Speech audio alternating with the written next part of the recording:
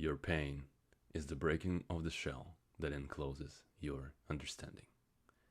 Khalil Gibran. I want to start today's video by just saying this. Whatever happens next, whatever the exploration we're gonna go together on, I don't know who you are. I don't know you personally. I've never met you. I don't know about your pain. I don't know about your suffering. And I cannot relate. But hopefully this message will tap into something into you. My journey, my pain, my suffering, completely irrelevant. What matters is acknowledging a universal truth, that being human is hard. It's very tough. Life doesn't come with a manual, and a lot of what happens to us when we come into this world happens just as a result of some blind luck. Maybe you're lucky, maybe you're born and you have this very solid foundation from the beginning, but maybe not. Maybe you were born into the family without a parent. Maybe you were born into the family where parents constantly fight, where there's some kind of dysfunctional dynamics going on. Maybe you were going into the body that doesn't work. You're missing a limb, or there's some sort of dysfunction in the body. Maybe you experienced trauma in your childhood, in the time when you're defenseless. Maybe from people who were supposed to protect you. Whatever your story is, I see you. If you're a human, you've been through pain. I just want to clarify one thing. I'm not here as a spiritual teacher or a guru. I'm here as a spiritual friend. I'm here to share the insights and lessons from my journey. And I'm just hoping that whatever I'm sharing with you will be integrated in some shape or form. And if it serves you on a journey, then my mission is complete. I get that life can feel empty and broken and meaningless at some point or some phases, but you're not broken. Nothing is wrong with you. On the contrary, if you're going through pain, if you're going through suffering, suffering is not something to escape. Suffering can be a gate. It can be a catalyst to beautiful transformation, but only if you let it transform you.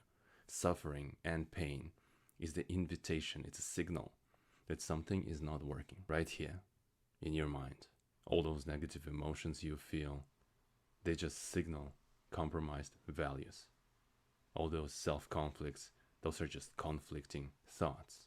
Your map of reality is composed out of elements, out of different rules and principles and beliefs that are in conflict with each other.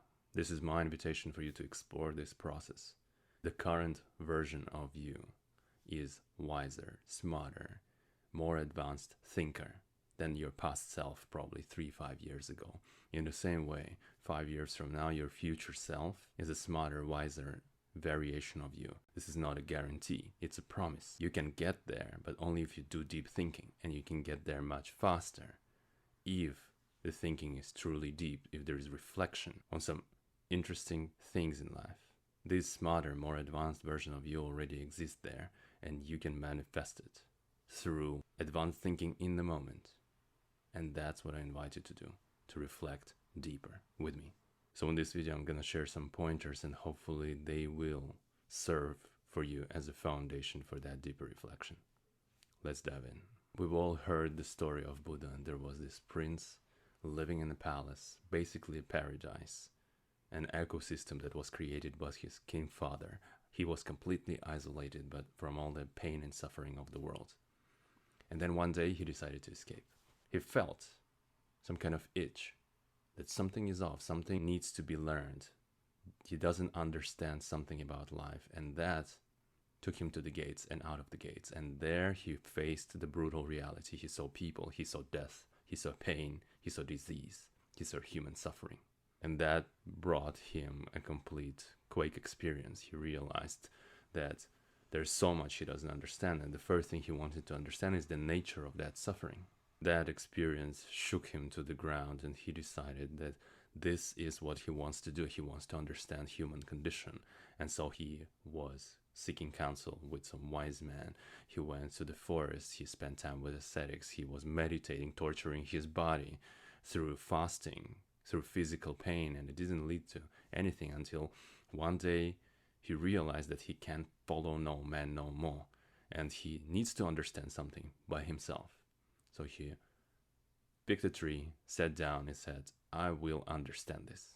Until I don't understand this, I will not get up.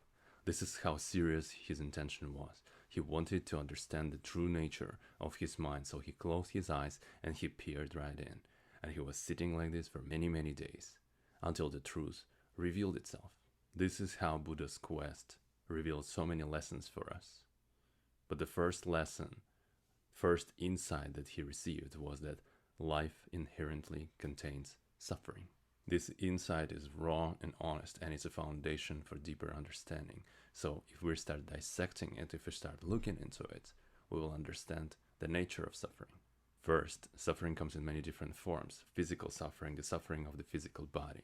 We can't escape that. There is disease, there is aging, there's just breaking down of natural matter. There is pain, there is itch, there's mosquitoes, there is heat and cold, and all these things, they create suffering for the body. There is fragility of the human body, and we can't escape that. That's just a natural part of existence. But then there's mental suffering. And these days we talk a lot about mental health, different states. We talk about anxiety and fear and depression, but this is nothing new there. These are not some kind of modern struggles. They have always been there. Now, what causes mental suffering a lot of times, most of the time, it's self-induced. Seneca was saying that we are struggling more and suffering more inside our own imagination than in reality. A lot of times our suffering boils down to unmet expectations or some past memories. And to be more precise, our interpretation of these memories and experiences we've been through. It is always that attachment to the expectations or attachment to the past. Maybe it's some kind of desire to be in control of your reality. So take a look at desire. What is desire? I like this interpretation a lot. Desire, in a way, it's a form of contract with yourself when you agree to be unhappy until you get what you want. Nisargadatta Maharaj wrote, as long as you want something very much, it keeps you in bondage. And what about expectations? If you look into the nature of expectations, you will realize that expectations are nothing but mental constructs. Using the power of your imagination, you're creating some kind of variation of desired future. This is what you think the future should look like. And when reality comes in, and it's different from that imaginary world, the movie basically that you're showing to yourself, that's where suffering comes from. Reality doesn't follow some kind of script. It doesn't follow the rules that you've created in your head. So when reality and expectation clashes, you suffer. You resist to what is, because your imaginary reality does not match the reality. But expectation is just a construct. It's a product of your imagination. It's unreal. And that brings you to first observation that you can make. First, you can notice that every thought is unreal. And people say that they need to plan, but there is a huge difference between planning and expectation. Because planning is something that you control, and you can adapt your plan based on the feedback from reality. Whereas expectation is totally opposite. It is controlling you. When your ideal scenario falls apart, you suffer. But what is the problem with expectation? Apart from the fact that it's completely illusory, it's just a movie that you're showing to yourself, your mind is showing to you, and you believe that that's how the things are supposed to be. What is the problem beyond that resistance to what is? Well, the problem lies in the imagination itself. Here lies the question. Can you imagine something that doesn't come from your past experience? Think about it. There is nothing that can be imagined, because if you think, even it doesn't come from direct experience, but you've heard about it somewhere, you've read about it somewhere, maybe some books, maybe some podcasts, maybe some stories, but any word that you know, any concept that you know, it all comes from your past experience. What's the direct implication of that? Your imagination is constantly and always limited by your past experience. You can only imagine what you have experienced before. You can only imagine using the tools that you've picked up in your past experience.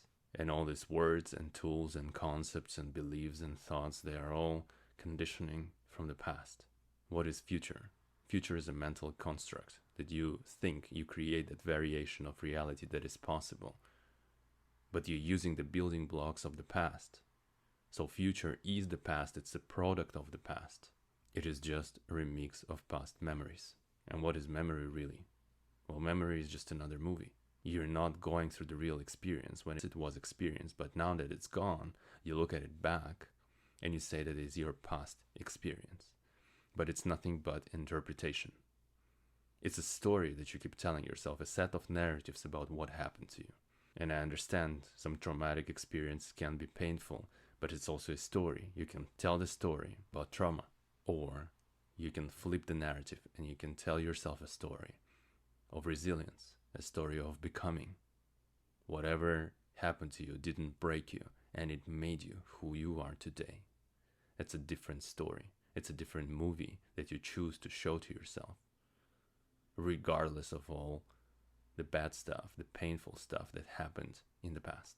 That's the power of your narrative, and that's the power of your story. What you're telling yourself is true to you. The words that you use become the words that you live in. It's your inner reality that you construct through these concepts that you have created for yourself. Or again, not you consciously, but you've been conditioned to believe that this is your narrative.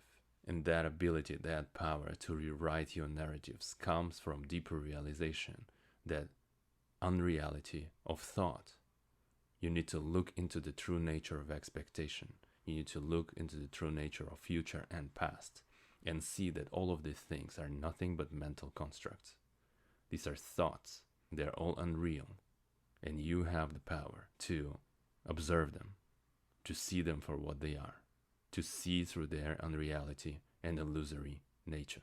And that's again why I want to reiterate that point, that suffering is so useful, it's so helpful, it's so needed, because when life is great, life is good, you don't question life, you just enjoy it. But when things go bad, this is when you go through pain and suffering, you start investigating, you start reflecting where the pain is coming from. What is the nature of my suffering? You look deeper within, and deeper realization comes forward. The unreality of thought can reveal itself as you investigate it. But that investigation can only be inspired by suffering. And suffering doesn't end if we don't learn this lesson. It continues because we continue to identify and attach to that concept of self, to that persona who is going through the same problems, same issues, same thinking patterns, and same beliefs, not going into this deeper introspection and understanding this stuff. It's not a desire that causes pain. Desire is natural. You need to look and understand what is the nature of desire, how desire is being built itself. It is the attachment to the one who desires. It's the attachment to all these thoughts and beliefs and saying, no, this is me, this is my identity, but your identity can be questioned. Look into the nature of desire. Where does desire come from? Desire comes from and is born in our senses. We have 5 senses: sight, hearing, touch, smell, and taste. And these senses pull us in different directions, chasing pleasure. This is described vividly in Bhagavad Gita. Imagine the mind as charioteer holding the leash to these 5 horses, and every horse is a sense, pulling in many different directions. Because senses, they ultimately chase pleasure. We want to enjoy beautiful faces, beautiful clothes, and beautiful interior. We want to hear amazing music and pleasant voice and nice words. We want to touch something smooth. We want to tasty food. All the pleasures of the senses. And senses want to push away all the unpleasant experiences. We don't like bad smells of spoiled food. We don't want to see the ugliness of this world. Our senses are pushing us away from everything that's unpleasant. Our animal nature functions this way. Take dogs, for example. If you ever walked a dog, if you observed one, the dog's sense of smell is so powerful, it's dominating over the mind. There is no awareness, there is no consciousness. The sense of smell just pulling forward. Wherever the smell goes, dog goes. But you're not a dog. You have that ability to manage your senses and to keep them in check, in control, to tame them. And that ability to tame them and to be ability to be aware of them, that's what makes you human.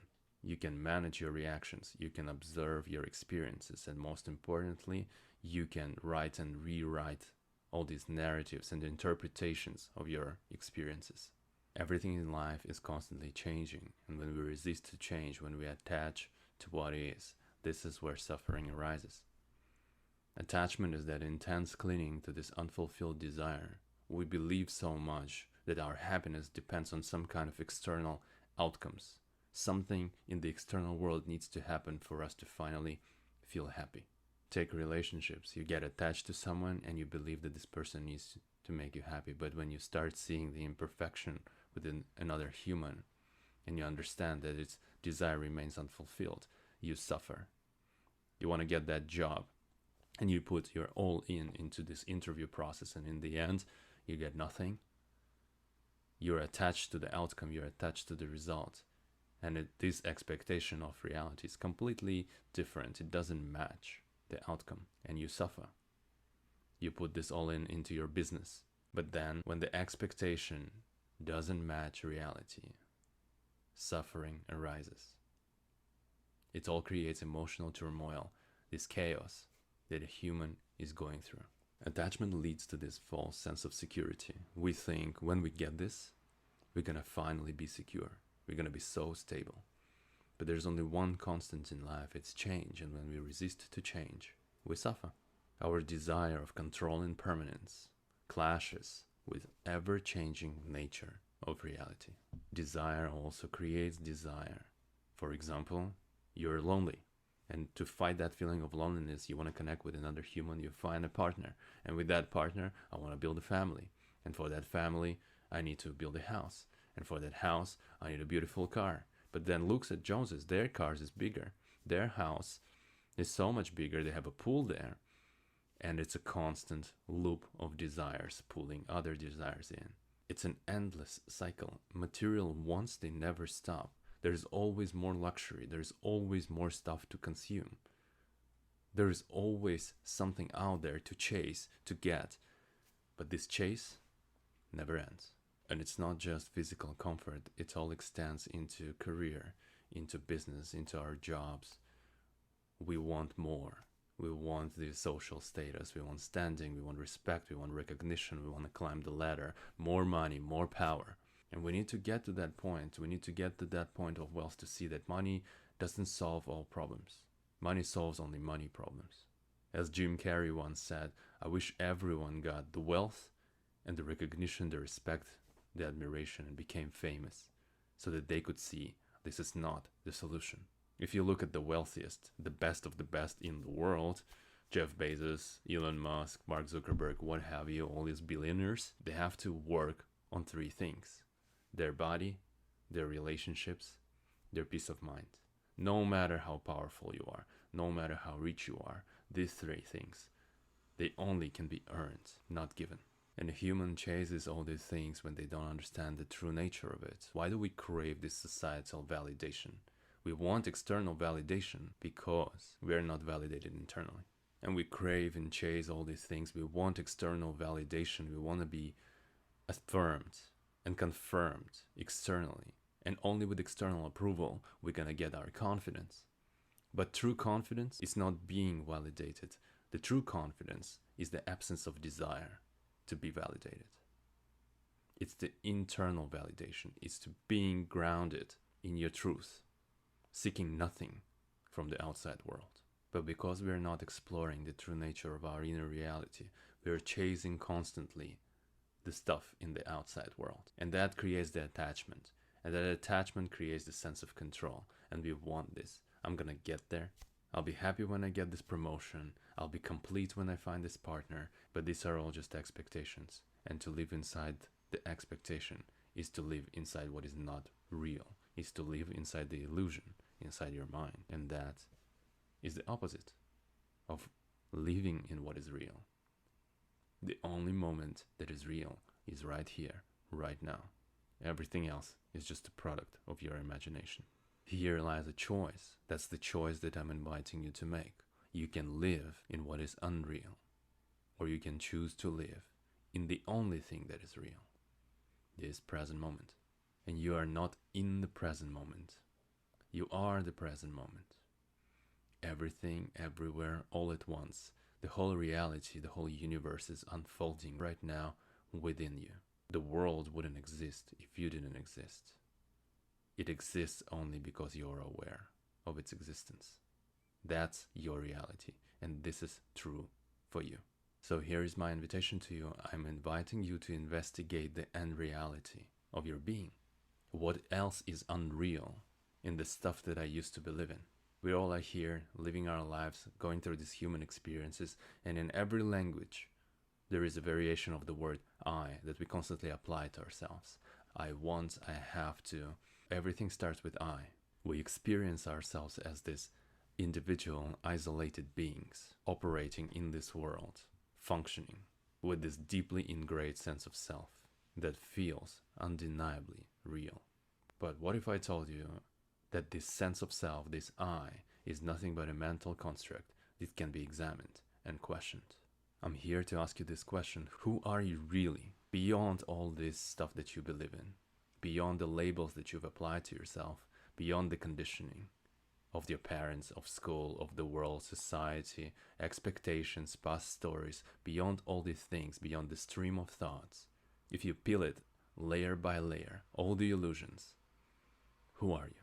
You say, I'm a brother, I'm a sister, I'm a son, I'm a daughter, I'm a parent, I'm a wife, I'm an architect, I'm a software developer, I'm a recruiter, I'm a soldier, I'm a person that, I'm just a shy person, I'm just a humble person. All these labels and sets of definitions.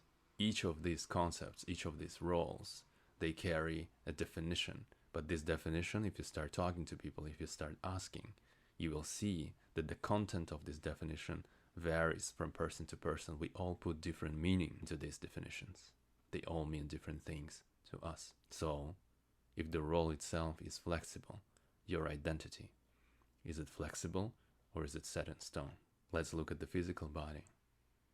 If you look back, you had the body of a little child that became a body of a toddler, that became a body of a teenager, that became a body of a young person, that became a body 1 year ago, 1 month ago, 1 week ago, 1 second ago. And body is constantly transforming and changing. This body will age and eventually fade away. You are aware of that. You're looking yourself in the mirror and you can be aware of that this transformation of the body is taking place. The cells renewed themselves multiple times over. The whole cellular composition of the body is completely different. Your body has been transforming and changing, yet is it still you? Has it always been you? You can notice that there is an aspect of your being that remains unchanged.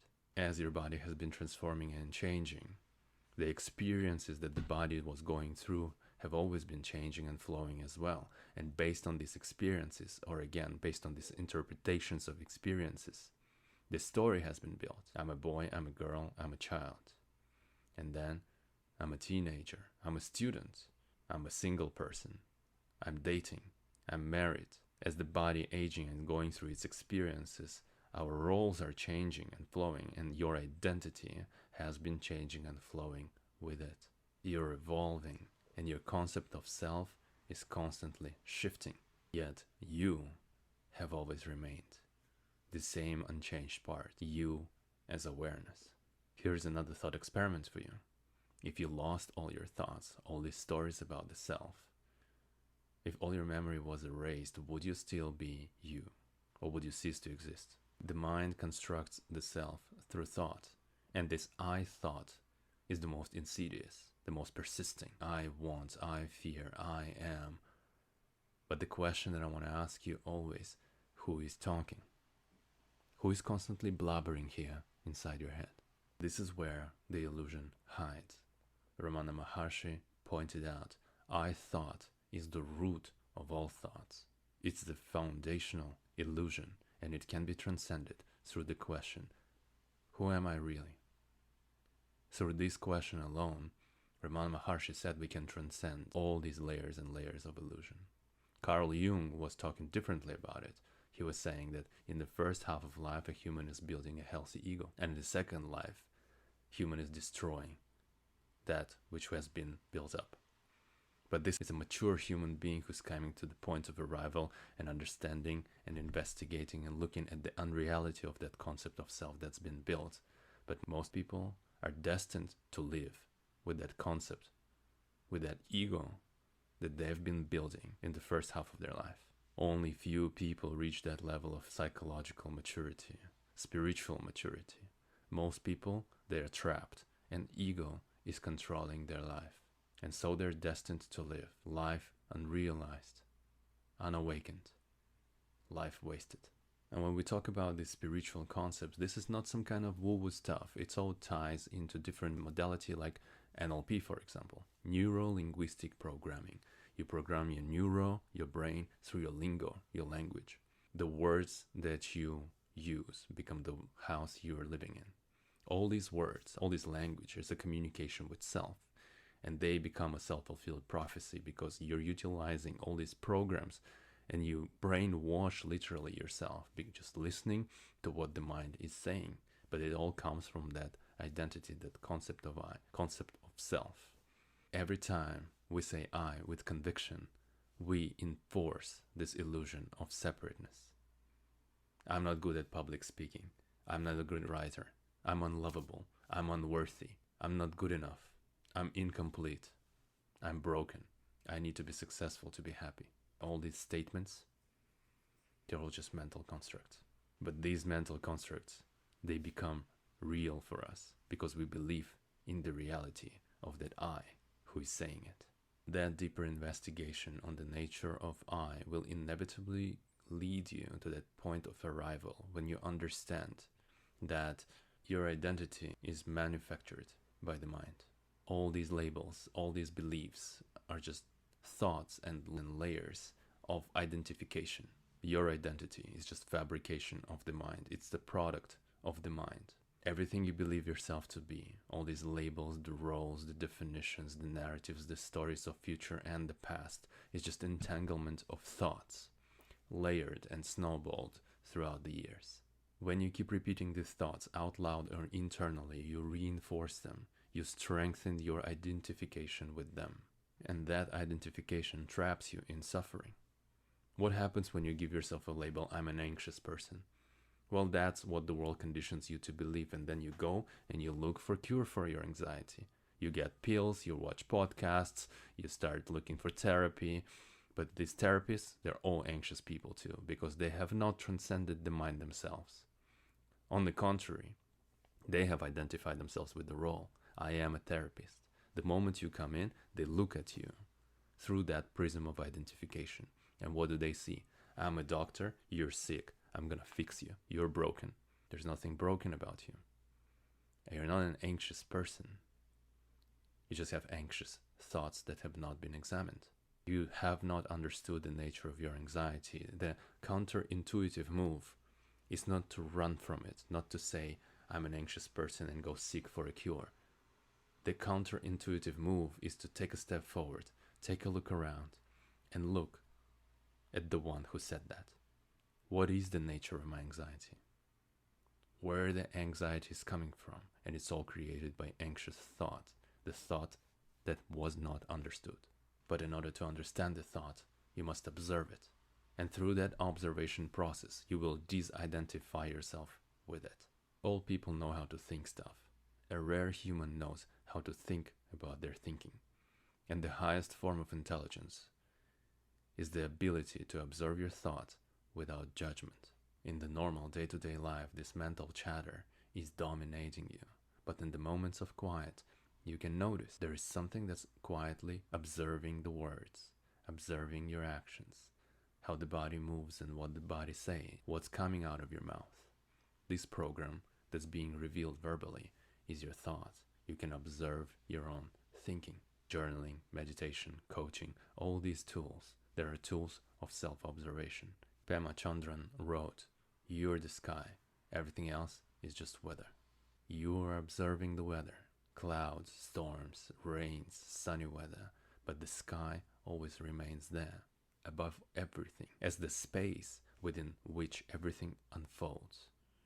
And that self-aware space that is also aware of everything that keeps unfolding. All right, let's continue. We had a little change of scenery. The ego. The ego feeds off illusion. It clings on the fears and desires and attachments. It constantly wants something. That's how the mind operates. It constantly judges and it's constantly chasing something. If you just sit down and observe your mind, just close your eyes, you will see that the mind is like a wild animal. It's like a little squirrel jumping from one branch to another and just running around with no particular order, right? Thoughts are very chaotic. The mind is pulling us in many different directions.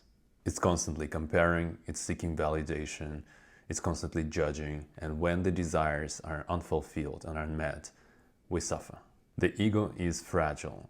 It is very easily threatened. Anything externally happens and it's already under risk. For example, someone comes to you and someone insults you.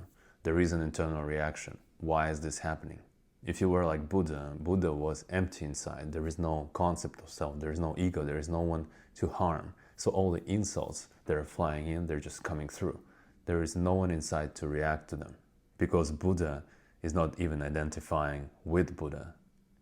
He just is. Think about the very nature of insult. If you walk on the street and someone comes to you and they say, you're a bird or you're an elephant, you don't really start investigating, like checking, do I have trunks, do I have wings, do I have feathers? It's not something you start looking. Why? Because you're grounded in your identity. There is no even shadow of self-doubt. You're looking at another person, you think they're crazy.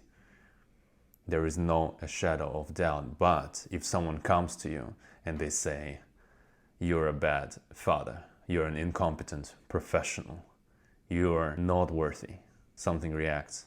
There is an internal reaction inside. The mind reacts because for a nanosecond, a part of your mind allowed this to be true. And then another part of your mind rises, being angry at the first part of the mind. How could you even allow this for a second? And then these are the two conflicting thoughts. There is a clash. But if you're grounded in your identity, there is no even a shadow of doubt.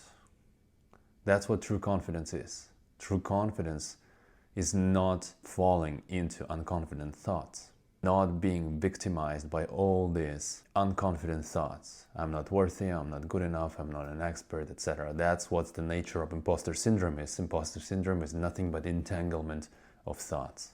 Think about this. How often do you create this drama in your head? Let's say you walk on the street and someone in the crowd, you see a face and they resembles of someone you used to know, of your ex. And then you go and the whole movie of drama unfolds itself. Oh, I remember, oh, we had these good times, we had these bad times. They brought me so much suffering. Oh, it could have been this, it should have been this. I could have said this. Maybe that's the only person who would ever make me happy.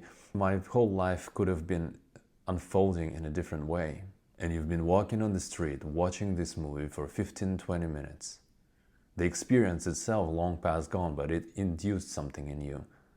And the process was launched and you fell into the thinking process, completely mesmerized, completely immersed. Whereas the natural mode of being is just flow through life. When the experience flows through you, nothing gets stuck, nothing stays within you. It comes in, it gets out. There is no internal reaction. There is no judgment, there is no drama, there is no movie. That's the natural mode of being. And that's a natural mode of being available to absolutely everyone, available to you. We walk in downtown and we see these people who we call crackheads or crazy. They stare into this empty space and they talk to themselves. And they see what we cannot see, some kind of voices in their head. And voices are too loud. And they talk to themselves and they look so crazy. And we call them like that. But how are you different? How is a normal human being different from that? Well, the only difference is that they do it out loud and you do it inside your head. This mental chatter, all this cacophony of voices inside your head, that's the same kind of insanity. Always living within the noise of all these different voices. But it is not a natural mode of being. When you want to think, you think. And you don't think when thinking is not required. The only way out is to see the mind for what it is. And the mind is this constant generation of noise, of different thoughts. And all thoughts are unreal. Every thought is a lie. It becomes true to you only when you believe that it's true. When you associate yourself completely with the thinking mind, all that thinking mind generates becomes real for you. Spiritual awakening is a sham, and it took me years to get to that level of understanding. Because what is spiritual awakening? What is enlightenment? In our minds, it's some kind of future event. One day, something will happen to me, some kind of amazing experience, and it will change everything. And then I will become enlightened, and then I will become awakened. But that's exactly the game of the mind, because that future event is an expectation. You don't live in the present, you live in some kind of imaginary future. Again, the mind is constructing different movies that how it's gonna be. I'm gonna be sitting on the top of the mountain, close my eyes, and something amazing will happen to me, and it will change the game. You can only be awakened in the present moment, because the only thing that's real is the present moment. You are the present moment. If you exist as the present moment, you are awakened. As soon as you fall into the mind, as soon as you fall into thoughts and illusions and beliefs and expectations and past stories and future projections, this is when you fall into the thinking mind and you fall into the illusion. To be awakened simply means not to be trapped by thought.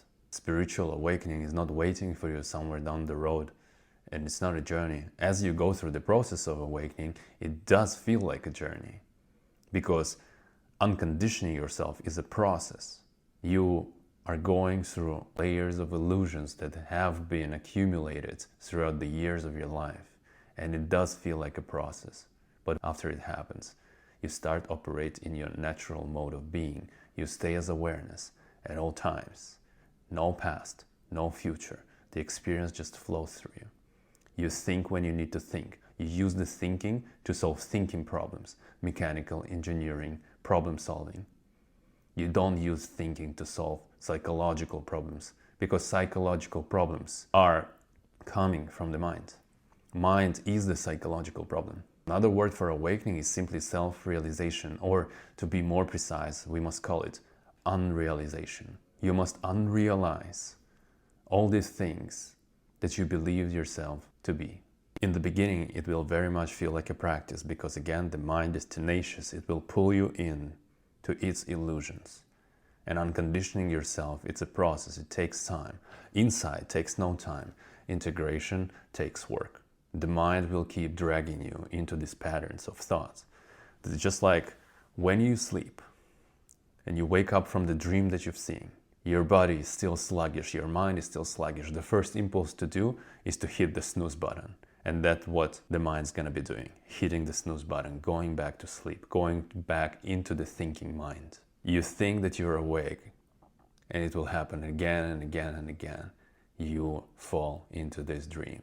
But the more you put yourself as awareness, the more you stay vigilant. What is happening right here, right now? Am I aware? What am I thinking? How am I thinking about my thinking? The more you stay as that, the more natural it becomes.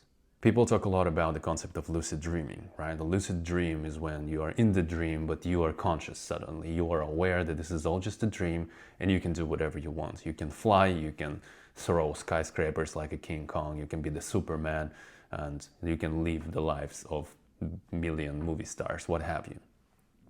That's lucid dreaming. And you wake up to the fact that this is all just a dream, but this is now the reality I need to face. I'm bringing you the concept of lucid waking. Lucid waking is when you are aware constantly, constant wakefulness. You are aware what the hell this body is doing, what the mouth is talking, what is the chatter in here. You constantly remain aware, and you do not fall into these stories, into these voices. Because the moment you do, that's how you fall back into the dream. Look at the children. Children are operating maximum time in their natural state. Why? Because the ego is weak. There is no concept that's been built up. There is no conception of the future, and there is no story of the past. They're just playful, and they play in the moment. As they grow and transform into adults, all these little pieces, they fall into their consciousness, and they start building this concept of self. And as they build their identity piece by piece, as they build their stories piece by piece, this is all grows into the beast. And that beast starts controlling the life. Because people start becoming obsessed about these stories. We talk a lot about addictions to alcohol, to drugs, smoking, addictions to sugar. But this is the biggest addiction of all. Addiction to thinking. Everybody is addicted to thinking. Incessant thinking. This is an absolute insane condition. You wake up, you think. You brush your teeth, you think. You're in the shower, you think. You poop, you think. You're with your family, you think. You're with friends, you think. This is absolute insanity, but this is the reality of a modern human being. And again, just like with this analogy of a dog, you walk the puppy and you hold the puppy on the leash, but this puppy became a giant black beast. That beast is the mind. And for as long as you believe that you are the mind, you are on that leash. You are chained. And I'm inviting you to explore. The only thing you can do to unchain yourself is to observe it. What is the nature of this relationship? Because you can, and nobody stops you, take the dog, put him in the backyard, tie it to a pole, and just watch it playing. The mind needs to be studied like a wild animal in the jungle, unknown species. What is it constantly doing? When does it drink? How does it sleep? What kind of behavioral patterns does it have? What reactions and triggers does it have? When it comes to mind, you don't control what you don't understand, and you don't understand what you don't observe. Through observation, the behavior of this beast becomes clear. And most importantly, you disassociate yourself from yourself. That is the cure. Just observe.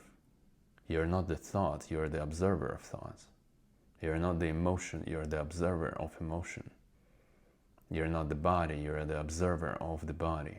Every story you tell yourself is just a set of narratives. It's a mental construct that the mind is manufacturing for you. Think of a limiting belief, I'm not worthy or I'm not good enough. By itself, repeated one time, this is a harmless thought, just like a thought, I'm an elephant. If you tell yourself that you're an elephant, it doesn't make you an elephant, unless you repeat that thought a million times. Then there is a risk that the thought will integrate and become your belief. And that's exactly what happens. All these thoughts, repeated multiple cycles, they integrate into subconscious level, and they become your limitation. If you convinced yourself, if you fooled yourself into believing that you're not worthy, then guess what? You're not worthy. You're not going to be getting all the things that you want to get because internally you have conditioned yourself. You have programmed the mind that you're not worthy of all the beautiful things that you truly want. And as you're going through this process of unconditioning, you will start seeing that all the things, they're not what you want, because the one who wants is unreal. Whatever people call chaos or mess is nothing but the consequences created by the undisciplined mind. That's all it is. 99.99999% of people, they walk through life semi-conscious. This is the state of sleepwalking. And this is what you can observe. If you start just noticing this in people, you will start also observing and noticing it about yourself. Look at other people. They just stare into space, saliva is dripping, and they see some kind of movie. They are not in the moment. They are somewhere in some kind of constructs in their inner reality that's been built by the mind.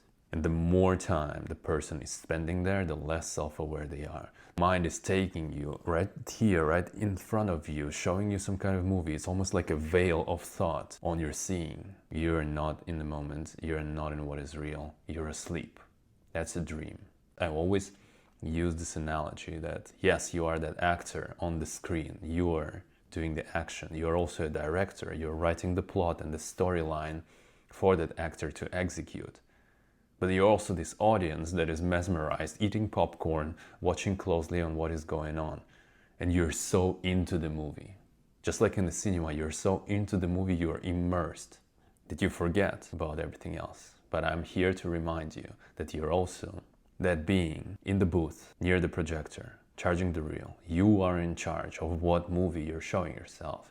And you're in charge also of taking it all, taking the reel and burning it. Taking the projector and unplugging it, and looking within the cinema itself, within that space in which all the action and all the drama of life unfolds. You're none of those things. You're the awareness. You're the observer. That's all it takes to stop being a sleepwalker. What is sleepwalking? It's just automated behavior. Automated behavior is a function of automated thoughts. Just like brushing teeth, it's automated behavior. You don't need to think consciously. It just happens. But when it happens, you're somewhere. The mind is taking you into the personal movie. Can you brush your teeth and watch the water flowing? Be there? Nobody's doing that. Because no one is operating in the natural state. I invite you to explore how the mind functions. The mind is speaking in the language of judgment. You walk on the street, you see all these people, and the judgment happens automatically. It's so fast, it's almost impossible to detect. She's too fat, she's too skinny, he's too ugly, he's too handsome.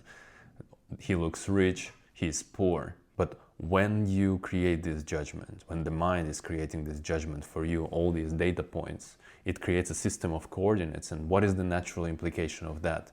The next step is for you to start asking yourself, where am I in this system of coordinates? Am I skinny? Am I fat? Am I handsome? Am I ugly? Am I smart? Am I stupid? And this is constant turmoil, trying to place yourself somewhere within this self-invented range of expectation. That's a non-stop commentary, and it creates a system of comparison, and you're stuck in the system of comparison, and that creates the feeling of inadequacy. I'm not smart enough, I'm not pretty enough, I'm not skinny enough, and all that stuff.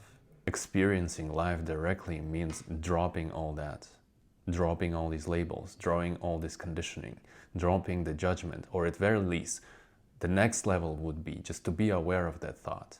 As you walk on the street and you see a person, the judgment is created, but you can detect it. And you can say, I am aware that my mind just called this person fat. And that's where dissociation happened already. That gives you the distance, and that distance gives you the power of observation, power of control. I'm telling you about the end state, and the end state was when you walk on the street and you flow and no judgment happens. You just perceive. You look people and the mind is quiet. It's not creating an instant assessment of what that human is. And with that distance, the thought loses its grip on you. The mind is no longer chunking you. You gain control by losing control. People suffer more in their imagination than in reality. All these constructs, that's what creates the suffering. But we can also construct this narrative. We can talk about our pain and talk about our suffering as something to escape from. And this is what most people do, because that's a natural response. We can take it, we can shove it under the rug, and we can forget about it. But then it's gonna rot, and the condition will get worse. It will all grow as black mold on the walls. And then, what I invite you to do is to do the opposite, is to start shining light into these dark corners of your being, trying to understand where exactly the mold is growing. But then eventually, layer by layer, brick by brick, disassemble the house. That will be the end state of your spiritual understanding. You will demolish the house, burn it to the ground. And you will realize that you have never been the house. And all these bricks are just illusions. It is very rarely then when we suffer in the moment. Most of the time we suffer in the thought. Suffering is created by thought, by the interpretation of our experience. And very often that's not the actual current experience, that's the experience that's long gone. It's a story, it's a narrative.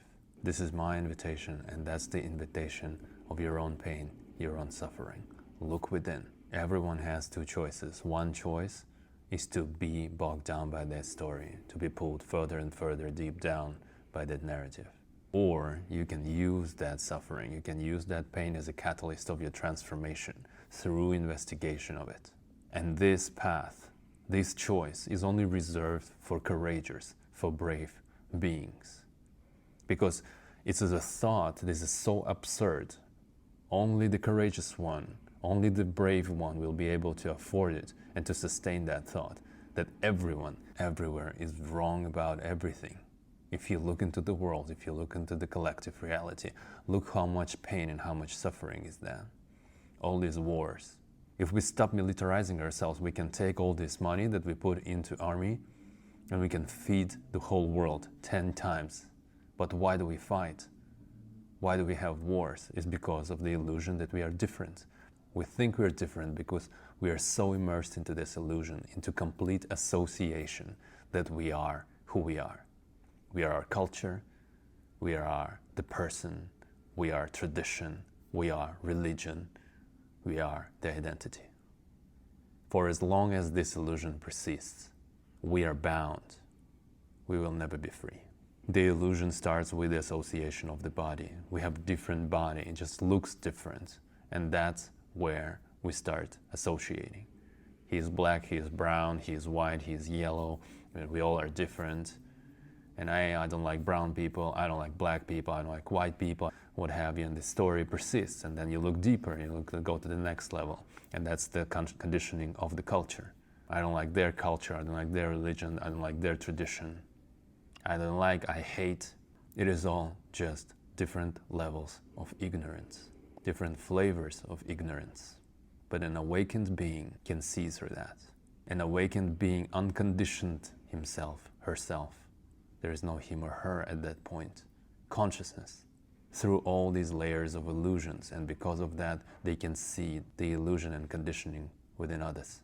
This transformation, it doesn't happen in the external world. We don't go out there, change the world. This is why Dalai Lama said, before awakening the world, awaken the whole of yourself. It all starts at the individual level. It starts with you, because as you transform yourself, as you awaken yourself, you will awaken everyone around you by the way you conduct yourself. You will become that perfect humanitarian because you will be the light. You will be the beacon of hope. This is what a human being can be. And a human being can be free from that conditioning, free from the labels, definitions, past stories, and future expectations, free from the self. I can only imagine the loneliness when Buddha woke up under that tree. The first thing he probably thought, holy shit, I don't want to do that. No one will ever be able to understand me. And if I bring my teaching into the world, the first thing they will do is misinterpret me. They will look into what I say and they will consider it a prescription, but it will not inspire in them that serious intention to investigate for themselves what the hell is this beast of the mind that's constantly chatting, constantly blubbering. And I'm sure the natural desire after that was to isolate, to shave his head, to hide in the cave and don't talk to people anymore. But yet, he was convinced to deal with humans. And now, Buddhism now is a religion, just like Christianity, just like Islam. And you look into all these religions, would they work? If Buddhism worked, we would have all Buddhas around us. If Christianity worked, we would have people in the consciousness of Christ. Absolute kindness, absolute compassion, absolute love. If Islam worked, we would have these people produced with humans of absolute morality. But does it work? Nothing works for as long as it is followed as a prescription. Someone told you, when you asked how, when you asked what should I do, and you took it as advice, you're following it. And because you're following it, you are a follower. You are never a leader. And to go into the darkness of yourself, it means to lead, to shine the light into the every darkest corner of the maze that you call the mind. This investigation of suffering, of your pain, will eventually be intertwined with a sense of purpose. And maybe the purpose of life is to arrive in the end as a fearless being. All fears are rooted in one fear, the fear of death. Ego is afraid to die. But if you attain ego death during the lifetime,